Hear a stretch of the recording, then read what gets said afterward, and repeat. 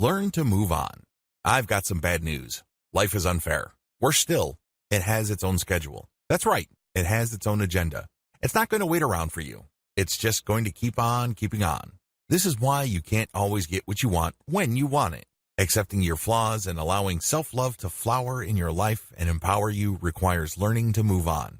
Learn to accept what you can create and what you can influence and what you can't. Be at peace with this. The worst thing that you can do to yourself is to think of yourself as some sort of victim that the world owes all sorts of favors to. I've got some more bad news for you. The world doesn't owe you anything. Everybody's got enough problems of their own. Life truly is unfair, chaotic, and in many cases filled with all sorts of suffering. Now, you really have two choices at this point. You're more than welcome to beat yourself up as to why the world isn't what you think it should be. This path burns up a lot of time, effort, and energy, and oftentimes, you're more frustrated than you began and have very little to show for your efforts. The other path, of course, simply means acceptance. Accepted life isn't fair. People can be mean. Bad things happen to good people, and on it goes. Once you've accepted all of these, resolve to move on. This doesn't mean that life has defeated you. This doesn't mean that you have become some sort of cynic.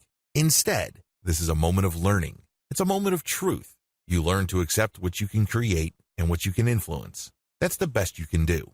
In other words, instead of feeling powerless because of all this chaos outside of you that you cannot really control, your eyes are now open to the things in your life that you can control, because there will always be at least a few areas in your life where you have a lot of say.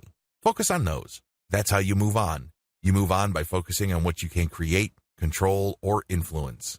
You may not be able to control the economy, but you can control how hard you work.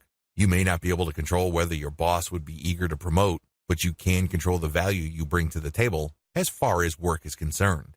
Focus on what you can control or influence, and then let go of everything else.